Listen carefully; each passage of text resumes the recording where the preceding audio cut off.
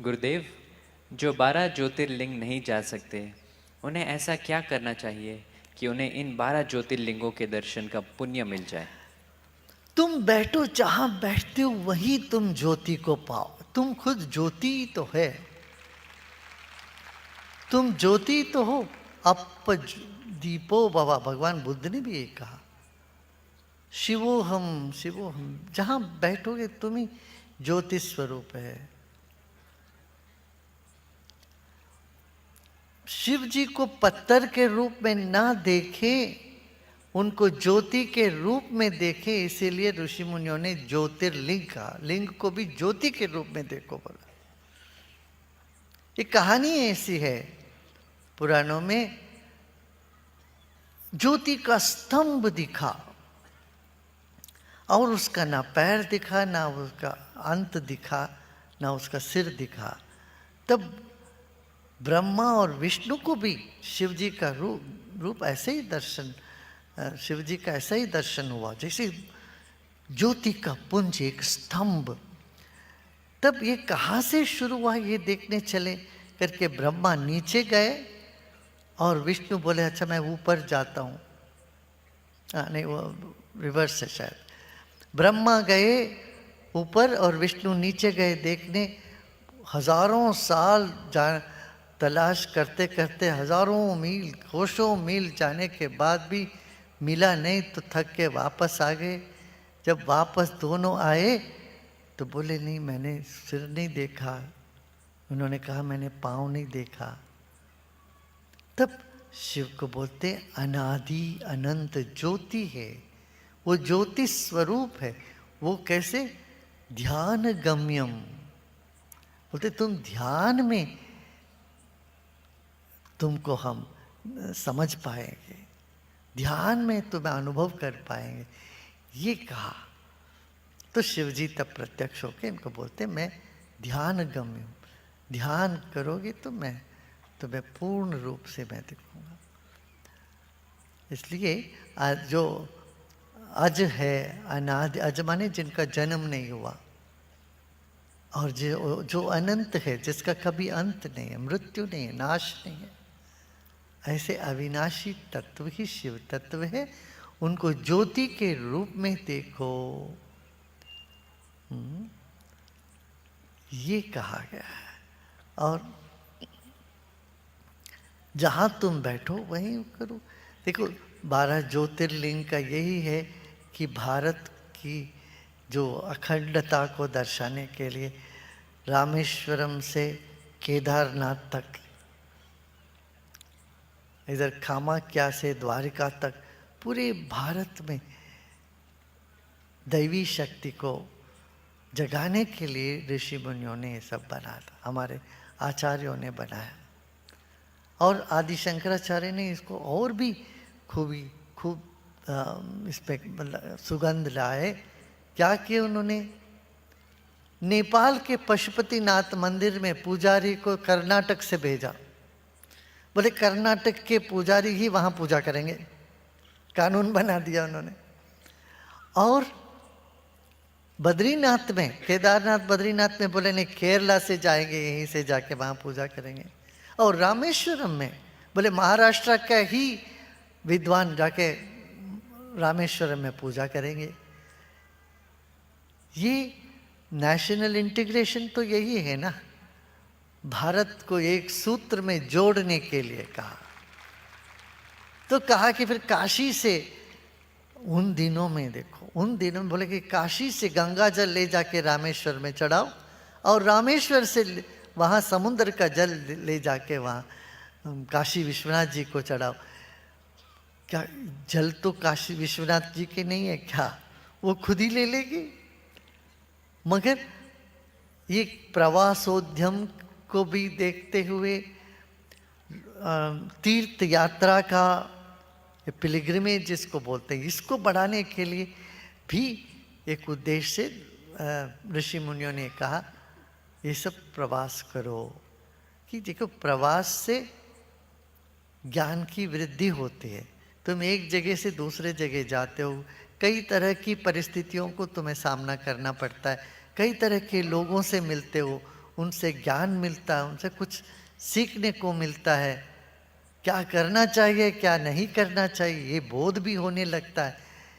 इस कारण से भी कहा गया है कि प्रवास करो। हाँ, एक चार दीवार के अंदर ही बैठे रहे जिंदगी भर, कहीं बाहर गए ही नहीं, कुछ किए ही नहीं, तो फिर तुम्हारा व्यक्तित्व भी संकुचित बना रहेगा। इसीलिए तुम घूमो करके उन दिनों में बोला गया। आजकल तो तुम्हारे फोन में सब कुछ पता चल जाता है। आज की ज़माना अलग है। उन दिनों में ना कोई ऐसी कोई कम्युनिकेशन सिस्टम्स थे, तब घूमना फिरना ये सब कहा गया। किनको? युवाओं के लिए, मध्य वयस्कों के लिए। ये नहीं कहा कि तुम बूढ़े वृद्धाप्य में, वृद्धावस्था में जाके सब तीर्थ यात्रा शरीर को कष्ट दे के करो। नहीं, शरीर को कष्ट देना उतना ही पाप है जितना दूसरों को कष्ट देना। ताकि वो परमात्मा हमारे शरीर में भी बस रहा है, तो इनको कष्ट दे करके तुम क्या वहाँ जाके मंदिर में मूर्ति में जल चढ़ा के आओगे तब तुमको पुण्य मिलेगा? भूलेंगे, ऐसा नहीं है। जहाँ बैठो वहाँ पर स्मरण मात्र से तृप्त हो जाते हैं। भोलेनाथ, इसलिए कहते हैं वो भोलेनाथ की जो अदृश्य शक्ति। अच्छा, भोलेनाथ होते कैसे?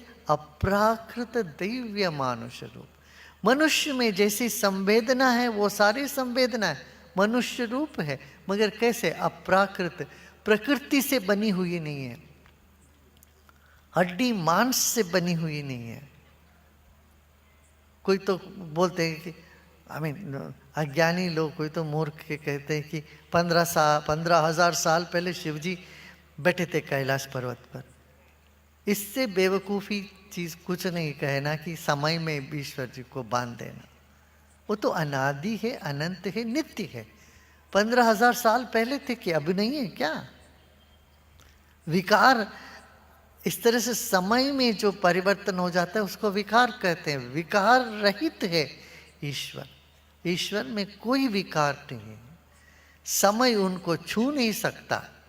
ऐसे प्रकाश, ऐसे ऊर्जा नित्य है। हाँ, वो छिप जाती है। 5 कृत्य है ईश्वर का। क्या? सृष्टि, सृजन करना, पालन करना और प्रलय करना, फिर अनुग्रह करना और तिरोभाव हो जाना। तिरोभाव माने छिप जाना। ईश्वर ही सबके हृदय में छिपा हुआ है। जिस नजर से देखो तो दिख जाएगा। संतों से छिपता नहीं है, संतों से चिपक जाता है। ईश्वर संतों के नजर से छिपता नहीं। ऐसे ईश्वर प्रत्यक्ष रूप में रहते हैं। इतना ही जानो, 12 ज्योतिर्लिंग नहीं कर सके, कोई आवश्यकता नहीं, कोई जरूरत नहीं। जहाँ बैठो वही ध्यान लगाओ। ओम नमः शिवाय को तो यहीं पर अनुभूति होने लगता है।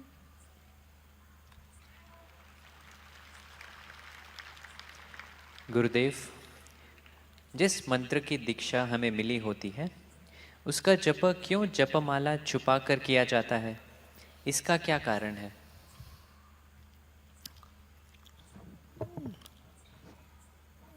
जपमाला को छिपा के करने का कारण यह है कि तुम नहीं तो माला देख देख के करोगे, अच्छा और कितना देर होगा, और कितना बचा है। आपका मन बहुत हिसाब किताब वाला है, तो मन भागता दौड़ता रहता है और कुछ नहीं तो सलाखें गिनते रहते हैं इधर उधर के, या माला गिनते हैं, या छत पर क्या है वो देखते रहते हैं।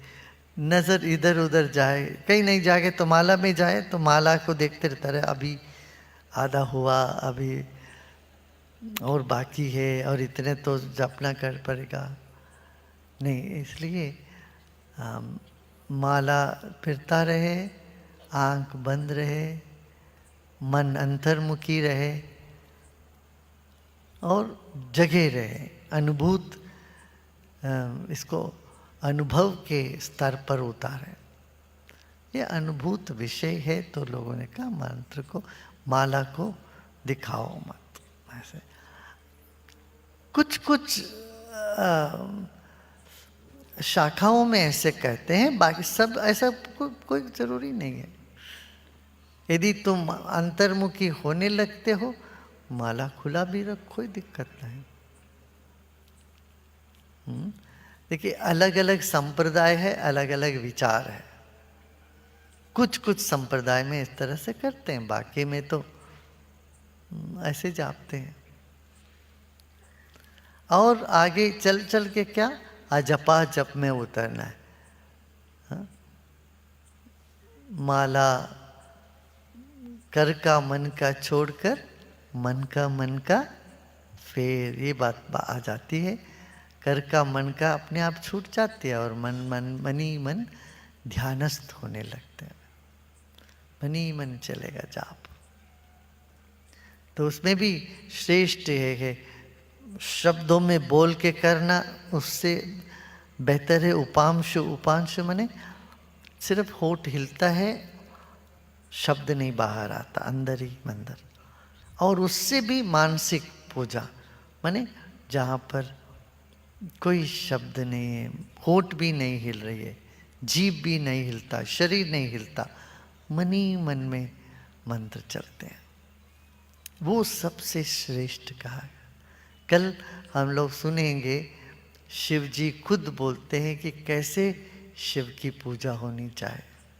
योग वशिष्ठ में आपने पढ़ा तो होगा, योग वशिष्ठ में वशिष्ठ जी को शंकर जी का वो उपदेश है, वो कहानी शिव मानस पूजा कैसे होती है, इस पर कल अपना विचार करें। जय गुरुदेव। महाशिवरात्रि में मैं एकदम तल्लीन होना चाहता हूँ। मैं आसपास जिसे देखता हूँ सब बड़े तल्लीन रहते हैं। मुझे भी ऐसे आनंद का अनुभव कब और कैसे होगा? ये मैं मिट जाए तो आनंद ही आनंद है। कल ही हमने बोला ना, जो पागल हुए बिना पा नहीं सकते हैं उनको। तो पाने की चेष्टा छोड़ो, विश्राम करो। मुझे आनंद चाहिए, मुझे ये चाहिए, मुझे वो चाहिए, ये सभी तो बाधा बन जाती है फिर। और उनके जैसे मुझे होना, इनके जैसे होना, ये सब छोड़ो, ठीक है।